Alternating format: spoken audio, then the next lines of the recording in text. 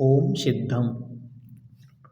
आदरणीय पंडित जी साहब पूर्व में जैसा कहकर आए हैं कि मैं 25 दोषों और 8 अंकों का संक्षेप में वर्णन करूंगा। उसी क्रम में यहाँ पंडित जी साहब 8 मदों का वर्णन करते हैं। छंद नंबर 13 और 14 की पूर्व की 2 पंक्तियाँ आइए देखते। पिता भूपवा मातुल नृप जो होना तो मद ठानी मद न रूप को मद न ज्ञान को धनवल को मद भानी तप को मद ना मद जो प्रभुता को करे न सो निज जानी मद धारे तो यही तो से वसु समकेत को मल ठानी। यहाँ पर 8 मदों के बारे में बतलाते हैं। 8 मद कौन कौन से हैं तो आप चाहें अपनी कॉपी में लिख लें। पहला मद है कुल मद, ब्रैकेट में लिखें पिता पक्ष। दूसरे नंबर पर लिखें जाति, ब्रैकेट में लिखें माता पक्ष।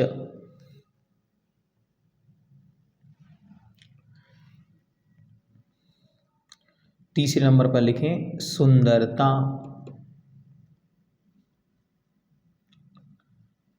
चार नंबर पर ज्ञान। 5 नंबर पर धन संपत्ति। 6 नंबर पर बल, ब्रैकेट में लिखें शक्ति। 7 नंबर पर तप, तपस्या। और 8वें नंबर पर लिखें पद प्रतिष्ठा, पद प्रतिष्ठा बड़प्पन। आइए अब पंक्ति को देखते। जो जीव जो यदि पिता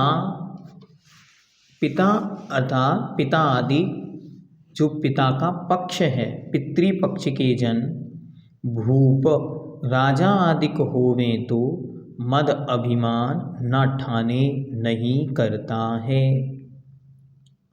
मातुल, मातुल मतलब होते हैं मामा, और मामा का पक्ष के व्यक्ति नप राजा आदि को होवे तो मद अघमंड न ठाने नहीं करता है। रूप को मद ना, शरीर का भी मद नहीं करता है। ज्ञान को, विद्या का मद ना घमंड नहीं करता। धन रुपया पैसा का मद भाने अभिमान नहीं करता है। बल को मद भाने, बल अर्थात ताकत का घमंड नहीं करता। तप को अर्थात तपस्या का अभिमान नहीं करता।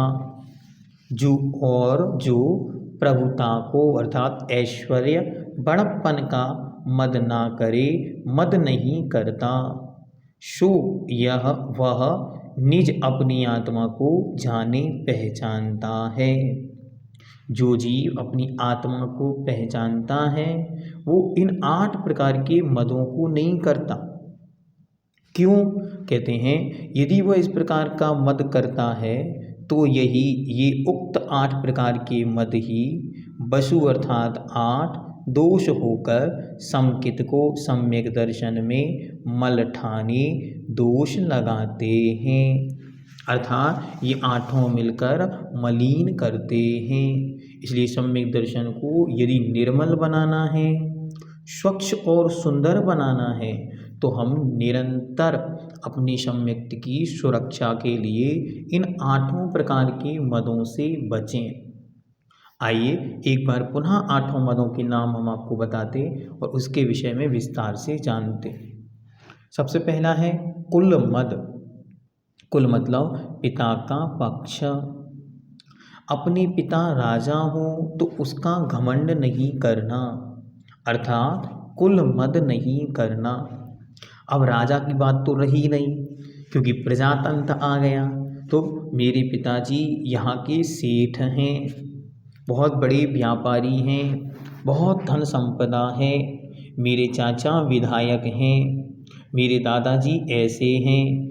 इस प्रकार की जितनी जितनी सारी चीज़ें आप माता और पिता के पिता के पक्ष के विषय में करते हैं, उन सबको कुल मद कहते हैं।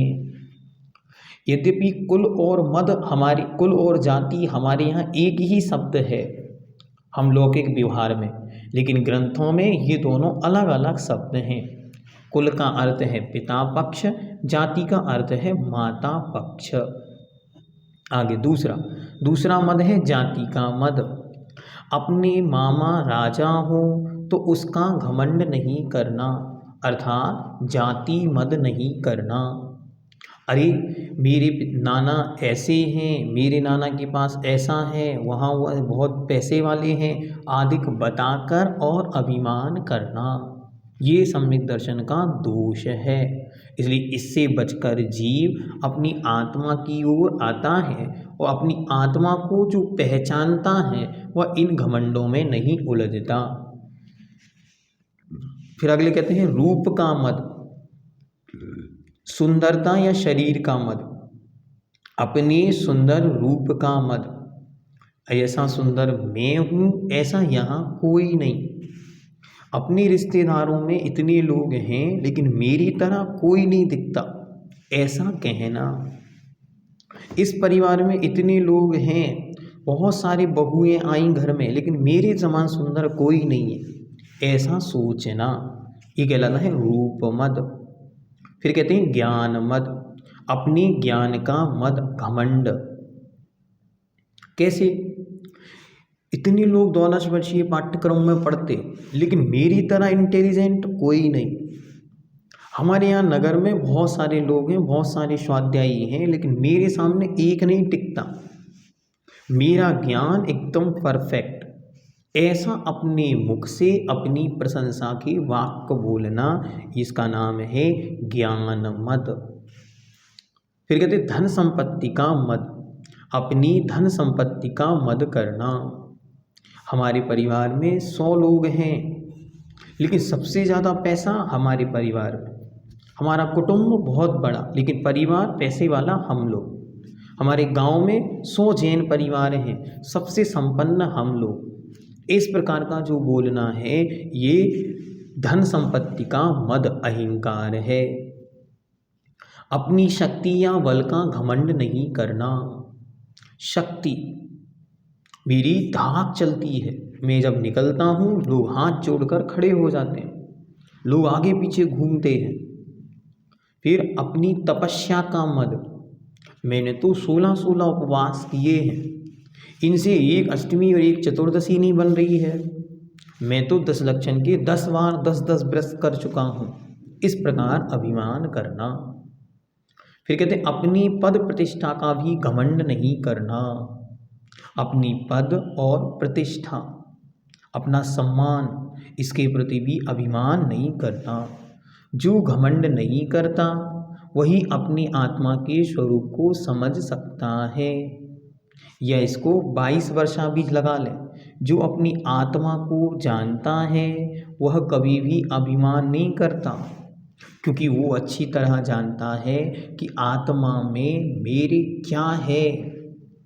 जो बाहर दिख रहा है, जिसके लिए मैं घमंड कर रहा हूँ, ये सब तो कर्म का उदय है। यदि कोई घमंड करता है तो यही 8 मद संबंधी दोष उसके सम्यक दर्शन को मलिन करते हैं, अर्थात सम्यक दर्शन में दूषण लगाते हैं। अच्छी तरह एक एक शब्द को बहुत अच्छी तरह से समझना। हम और आप अच्छी तरह बैठकर ये विचार कर रहे हैं कि हमारी आत्मा का कल्याण कैसे हो, हमारी आत्मा में सम्यक्त्व कैसे मजबूत हो। तो इन 8 मदों को बाहर निकालना है। हमने आत्मा को पहचाना, अब जाने आत्मा का कोई पिता नहीं है, आत्मा की कोई माँ नहीं है। तो फिर आत्मा के नाना नानी दादा दादी मामा मामी कहाँ हुए? कोई अपना नहीं। तो फिर इनको लेकर दूसरे को नीचा नहीं दिखाना, इनको लेकर अपनी आत्मा की विराधना नहीं करना, बल्कि जितना बन सके उतनी अपनी आत्मा की कल्याण के लिए विचार करना और अपनी आत्मा के कल्याण में लगना। ये जो सब कुछ यहाँ दिखाई पड़ रहा है, ये सब कर्म परवशे शांते, कर्म से युक्त है और नियम से अंत को प्राप्त होगा। इसलिए भला अभिमान कैसा? अभिमान तो उस वस्तु का हो जो सदा सदा बनी रहे, लेकिन यहाँ सदा बना रहने वाला कोई नहीं, यहाँ सदा रहने वाला कोई नहीं। इसलिए न नाना न मामा न अन्य कोई, इनका कोई भी अभिमान नहीं करना। फिर आगे कहते हैं रूप का। रूप के विषय में हमने पहले भी आपको प्रसंग सुनाया था, सनत चक्रवर्ती महाराज का। एक क्षण में सारी रूप समाप्त हो गया, एक क्षण में सारा रूप समाप्त हो गया। आज वर्तमान में सुंदरता किसकी? फ्री क्रीम पाउडर अन्य प्रकार के फेस वॉश आदि के प्रयोग से चमक धमक दिख रही है। ओरिजिनल चमक तो तब समझ में आए जब कोई आचार्य भगवंत विद्यासागर जी महाराज की तरह 55 वर्ष तक आयुष्मान व्रत के साथ जीवन जिए, तब समझ में आए कि शरीर में सुंदरता होती क्या है। इसलिए रूप का मद नहीं करना। जब रूप का मद आए तो अपने से सुंदर व्यक्तियों की ओर ध्यान देना कि ऐसे ऐसे सुंदर व्यक्तित्व इस सृष्टि पर हुए। चक्रवर्ती कामदेव तीर्थंकर के समान रूप को धारण करने वाले हुए। जब वे यहाँ सदा नहीं रहे तो मेरी सुंदरता कौन सी यहाँ सदा रहने वाली है। फिर कहते हैं अपने ज्ञान का मद नहीं करना। ज्ञान का अभिमान कभी नहीं होना। क्यों? जब भी अपने ज्ञान का अभिमान आए तब तुरंत अपनी आंखें बंद करके केवल ज्ञानी भगवान की ओर स्मरण लेके जाएं। अरे केवली भगवान के ज्ञान की महिमा तो देखो। उस ज्ञान में एक साथ अनंत द्रव्यों की अनंत पर्यायें एक साथ झलकती हैं। अरे सब कुछ जिनके ज्ञान में झलक रहा है, जब उन्हें रंच मात्र अभिमान नहीं तो मुझ अज्ञानी को तो कुछ नहीं पता।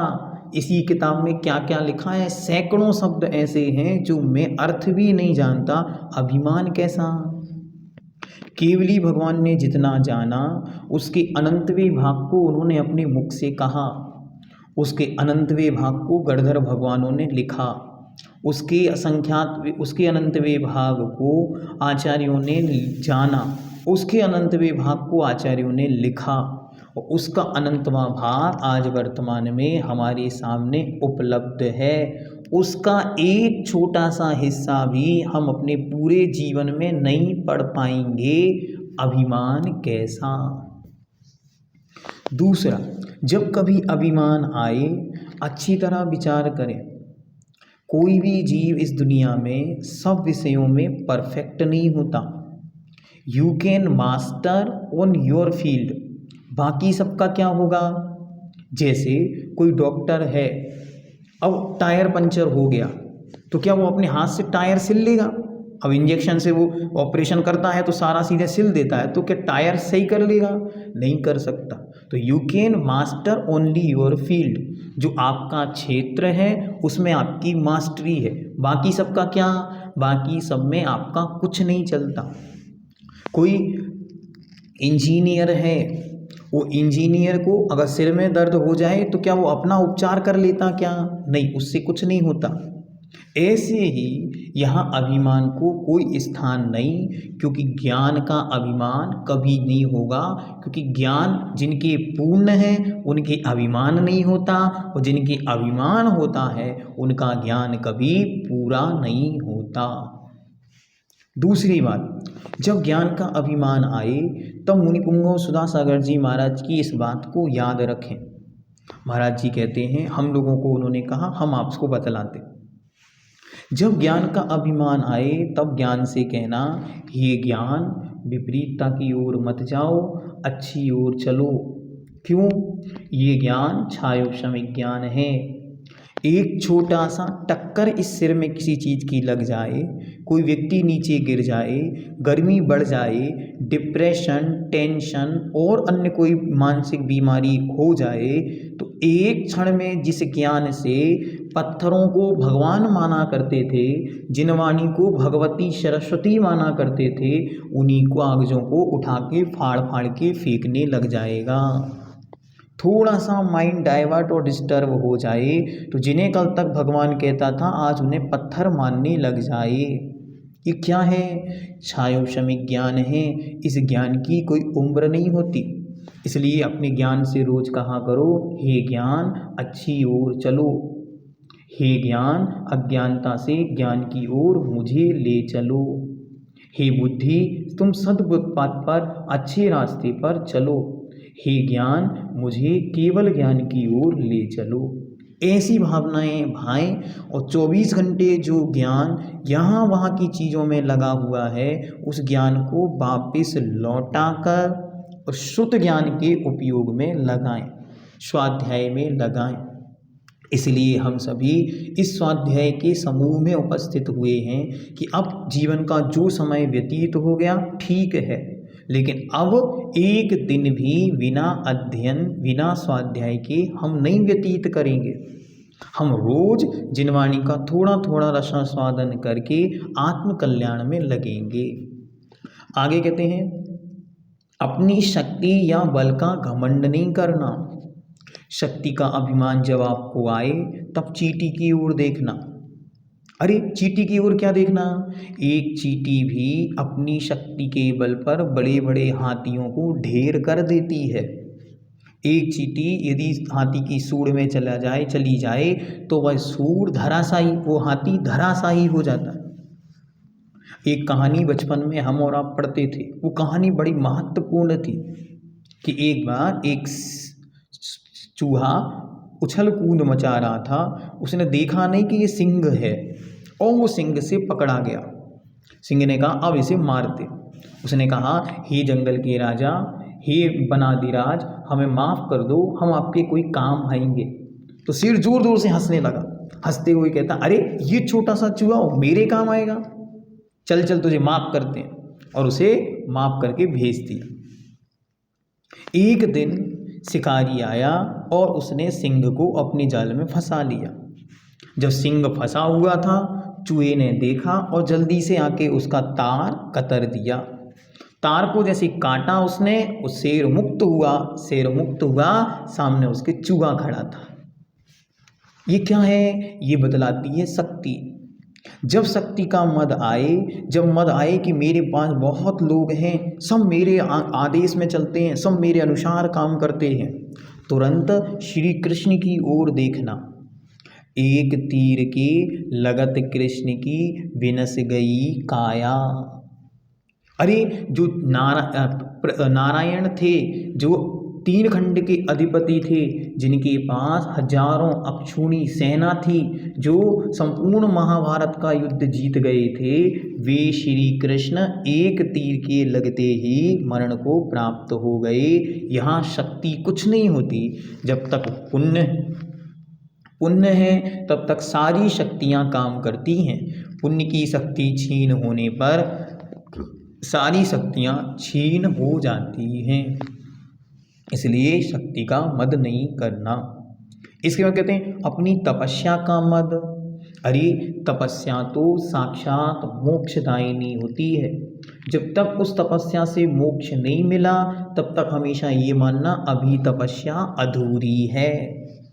अरे उन मुनि महाराजों को देखो जो 4-4 माह एक स्थान पर खड़े रहते हैं, हिलते भी नहीं। अरे उन मुनिराजों को देखो जो इस पंचम काल में, भगवान पद्मनंदी महाराज लिखते हैं, जिस पंचम काल में यह शरीर अन्न का कीड़ा हो गया है, ऐसे विषम पंचम काल में भी ऐसे दुर्लभ मानव देखने को मिलेंगे जो 24 घंटे में एक बार आहार पानी ग्रहण करते हैं। भगवान पद्मनंदी महाराज पद्मनंदी पंचविंशतिका में लिखते, पंचम काल में कलयुग में इस धरती पर यदि सर्वश्रेष्ठ कोई चमत्कार है तो उसका नाम है निर्ग्रंथ दिगंबर मुद्रा। आगे कहते हैं, अपनी पद प्रतिष्ठा का घमंड नहीं करना। किसी का पद और प्रतिष्ठा सदा नहीं रहती।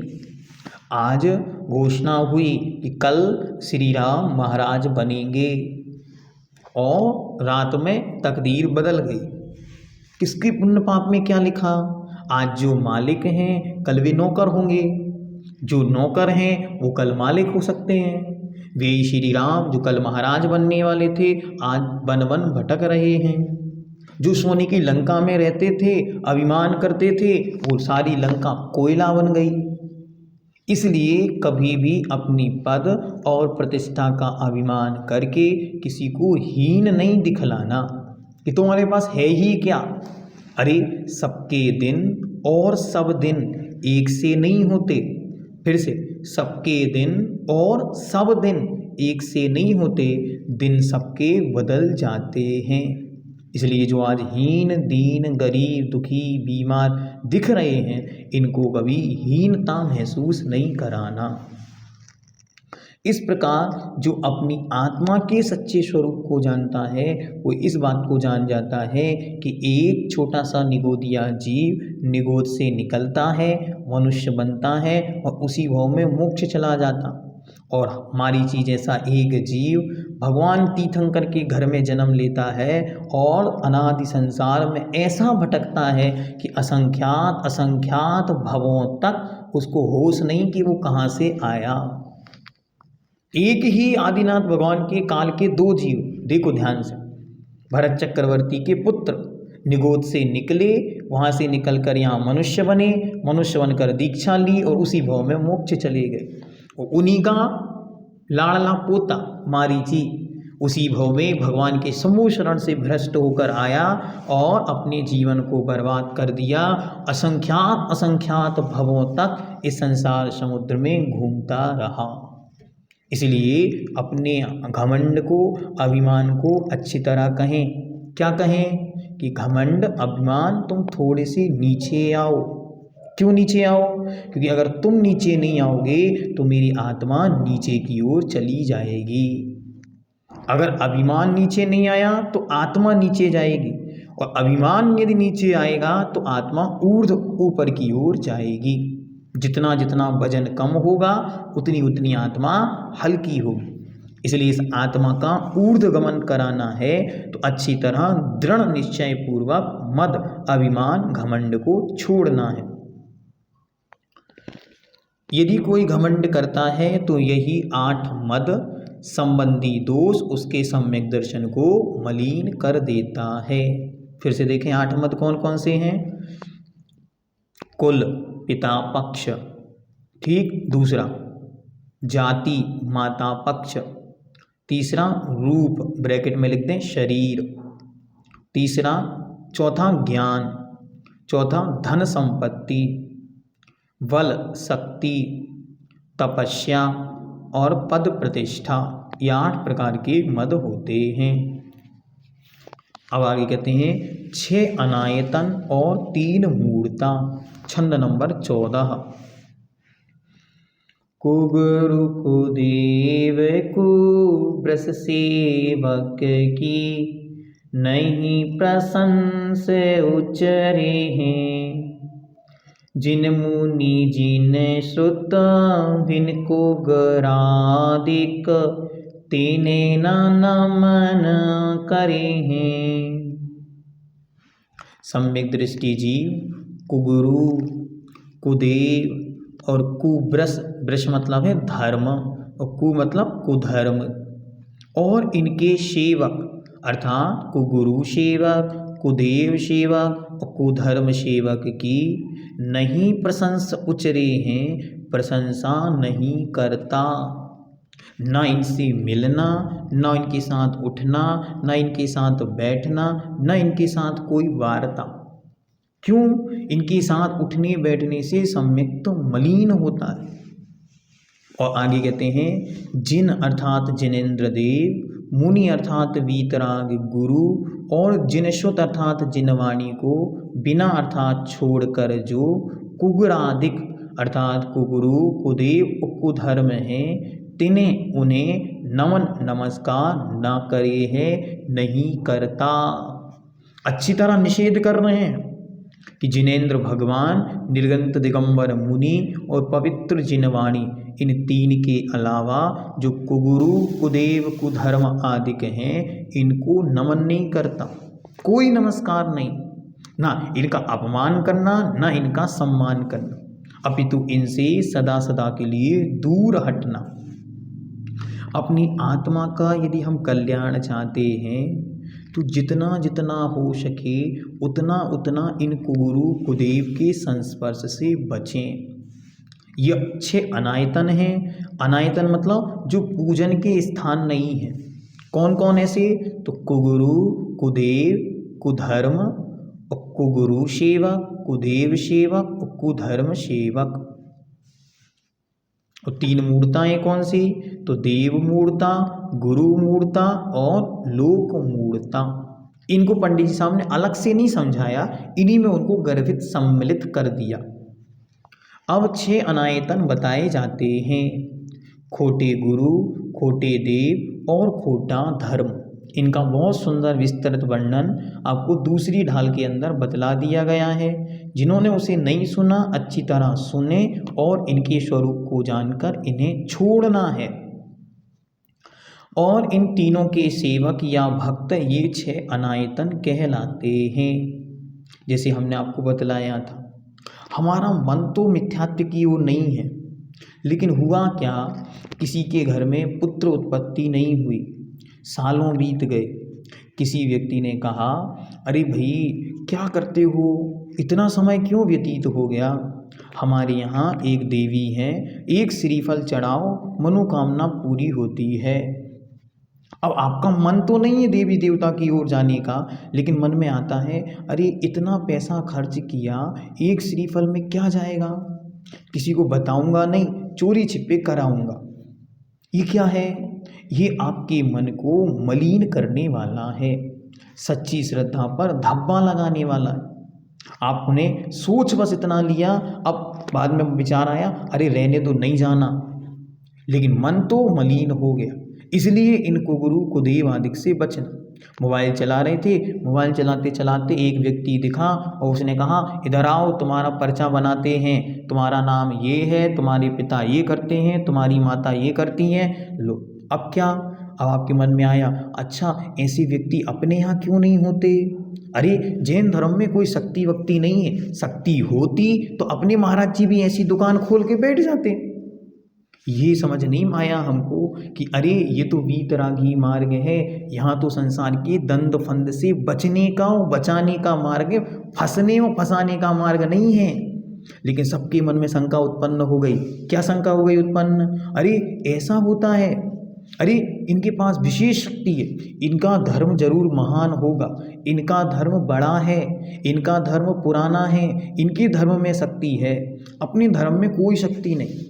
जब तो सबके सब अपने धर्म पर कब्जा करने लगे हैं, लेकिन कोई देवी देवता आता नहीं, जैन धर्म में कुछ नहीं बचा। ऐसी बातें कहाँ से आई? इन कुगुरु कुदेवों को देख देख कर। इसलिए इन कुगुरु कुदेवों से बचना है और जिन शासन के प्रति दृढ़ श्रद्धा रखनी है। हमने महाराज श्री को पूछा, पूज्यवर मुनि पुंगव सुधा सागर जी महाराज को, मैंने कहा, महाराज काल इतना विषमता की ओर जा रहा है, कोई हम लोगों की रक्षा करने क्यों नहीं आता? या इस जिन शासन पर ऐसे संकट आ रहे हैं, कोई बचाने क्यों नहीं आता? महाराज ने कहा, जीवन भर ध्यान रखना। क्या? अच्छी तरह आप लोग भी ध्यान रखना। जिन शासन पर निरंतर संकट बाधाएं आएंगी, क्यों? क्योंकि प्रकृति पंचम काल से उस गहराई की ओर जा रही है जहाँ धर्महीन, चरित्र भ्रष्ट और प्रकृति पर उपद्रव करने वाले जीवों का समूह अधिक होगा। इसलिए अच्छे अच्छे लोगों को प्रकृति स्वतः ही समाप्त कर देगी। अगर अच्छे लोगों का प्रभाव दिखेगा तो और लोग अच्छे पैदा होंगे। अच्छे लोगों के अतिशय चमत्कार देवी देवता उनके चरणों में आएंगे तो अन्य लोग इस शासन में और आ जाएंगे, तो अच्छे लोगों की संख्या बढ़ेगी। और प्रकृति चाहती है अच्छे लोग बढ़े ना, तभी तो हम पंचम काल की गहराइयों की ओर जाएंगे। इसीलिए जिनेंद्र भगवान के उपासकों, जिनेंद्र शासन, जिन मुनि, तीर्थों सब पर संकट आएंगे और इसे रोकने वाला कोई देवी देवता नहीं आएगा। तो महाराज हमारा क्या कर्तव्य, हम क्या करें? तो महाराज ने कहा जब तक हम जिंदा हैं हमारा लक्ष्य ये हो, अपनी आंखों के सामने हम दीपक को बुझने नहीं देंगे। क्या लक्ष्य बनाना? हमारी आंखों के सामने हम दीपक को बुझने नहीं देंगे। हम अपने हाथ वहाँ पर लगा कर रखेंगे, अपने निमित्त से इस पवित्र जिन शासन की उपासना और प्रभावना निरंतर करते रहेंगे। इनकी मन वचन काय से प्रशंसा नहीं करना। टीवी पर खोलकर बैठ गए और बातें चालू। यदि प्रशंसा करते हैं तो यही 6 अनायतन संबंधी दोष सम्यक दर्शन को मलिन कर देते हैं। जिनेंद्र भगवान, निर्ग्रंथ मुनि और जिनेंद्र भगवान द्वारा कहे गए शास्त्रों के सिवाय अन्य किसी कुगुरु, कुदेव, कुशास्त्र को नमस्कार नहीं करना। यदि नमस्कार करते हैं तो यही 3 मूढ़ता नामक दोष सम्यक दर्शन को मलिन कर देता है। 6 अनायतन कुगुरु, कुदेव, कुधर्म, कुगुरु सेवक, कुदेव सेवक, कुधर्म सेवक। 3 मूढ़ताएं, देव मूढ़ता, गुरु मूढ़ता और लोक मूढ़ता। मूढ़ता शब्द का अर्थ होता है मूर्खता, और देव के विषय में मूर्खता, देव मूढ़ता, गुरु के विषय में मूर्खता, गुरु मूढ़ता, और संसार में प्रचलित लोक मान्यताओं में जो मूर्ख आचरण है वह करना, यह लोक मूढ़ता है। इस प्रकार सम्यक्त के 25 दोषों को अच्छी तरह पंडित जी साहब ने समझाया।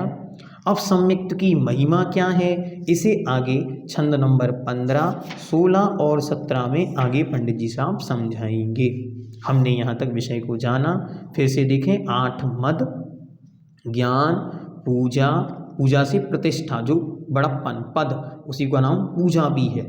तो कुल, जाति, ज्ञान, पूजा, शरीर, रिद्धि, धन, रुपया, पैसा, तपस्या और सुंदरता या शक्ति, इनके जो मद है, अभिमान है, इनसे आत्मा की हमें रक्षा करनी है और आत्म कल्याण के पथ पर हमेशा लगना चाहिए।